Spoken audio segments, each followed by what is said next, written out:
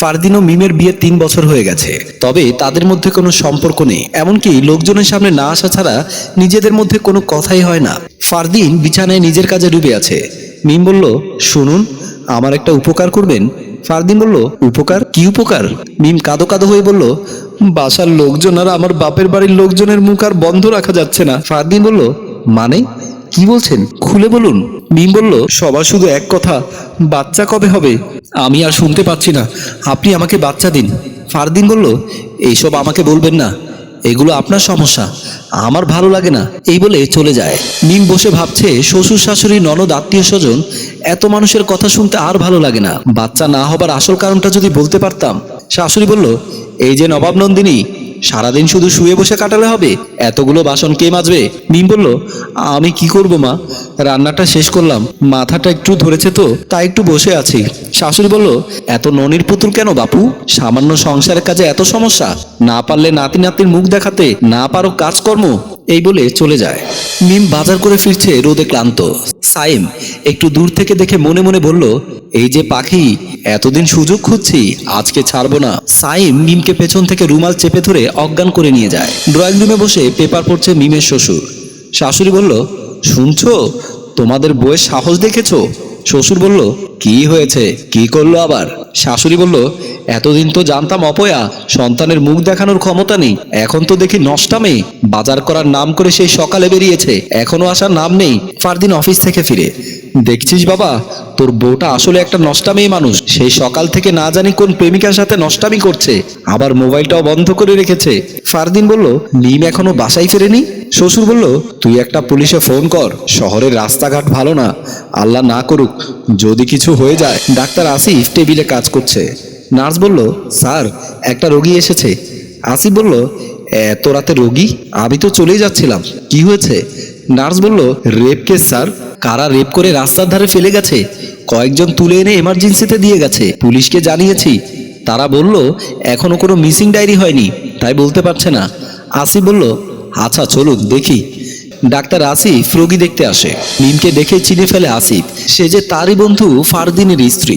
আসিফ মনে মনে বলে, এ কি, এটা তো ফারদিনের বউ। পুলিশ আসার আগেই ফারদিনকে জানাতে হবে ও আমার বন্ধু।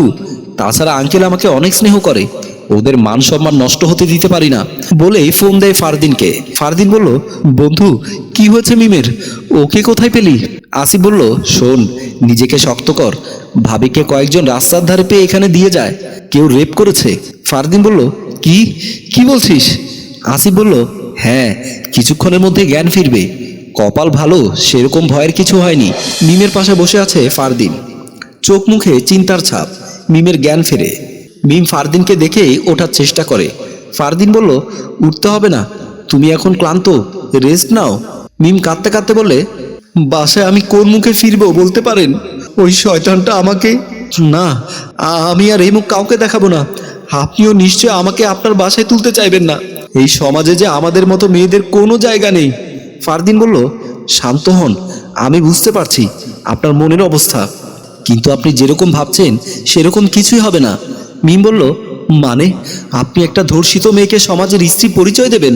ফারদিন বলল, দেখুন, প্রথমত এই বিষয়টা জানাজানি হলে শুধু আপনার না, আমার আর আমার পরিবারেরও সম্মানহানি হবে। আর তাছাড়া আপনি আমার কথায় নিজেকে সেই বাসর রাত থেকে আজ পর্যন্ত অভিনয় করছেন। আমার কথা রাখতে গিয়ে কাউকে আসল ঘটনা মুখ ফুটে বলেননি, তাই আমি সিদ্ধান্ত নিয়েছি আপনাকে আমি গ্রহণ করব। শ্বশুর শাশুড়ি প্রবেশ করলো। শ্বশুর বলল, কিরে, তুই ওকে কোথায় খুঁজে পেয়েছিলি, আর তোদের অ্যাক্সিডেন্ট কি করে হলো? ফারদিন বলল, আব্বু, ওকে আমি একটা রেস্টুরেন্টে খুঁজে পাই, আর আসার সময় একটা ছোট অ্যাক্সিডেন্ট হয়, আমরা সামান্য ব্যথা পেয়েছি, আর কিছু না। শাশুড়ি বলল, ইস, এই অপয়া মেয়েটার সাথে থাকলে এমন বিপদ তো হবেই। ফারদিন বলল, মা, তুমি ওকে বাচ্চা না হওয়ার জন্য অপয়া বলে বন্ধ করো।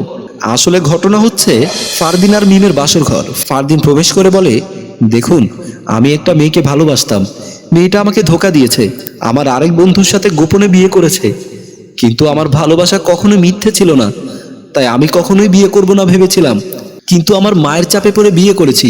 বয়স হয়ে যাচ্ছে বলে দিনরাত কানের কাছে বিয়ে বিয়ে করছিল, তাই বাধ্য হয়েছি। আপনি আমার স্ত্রী হিসেবে সকল অধিকার পাবেন, একটা মেয়ের যা যা প্রয়োজন সবই, শুধু ভালোবাসার কথা বলবেন না। আমি আপনাকে গ্রহণ করতে পারবো না, আমাকে মাফ করবেন, যদি চান এভাবে থাকতে পারেন, না হলে ডিভোর্স নিতে পারেন, আমি সাইন করে দেব। এই বলে শুয়ে পড়ে। ফারদিন বলল, মেয়েটা চাইলে আমাকে ডিভোর্স দিতে পারত, কিন্তু সে করেনি। মহান আল্লাহর কাছে শুকরিয়া যে এমন জীবন সঙ্গিনী পেয়েছি। স্বামী স্ত্রী দুজন দুজনার দিকে তাকিয়ে মৃদু হাসে।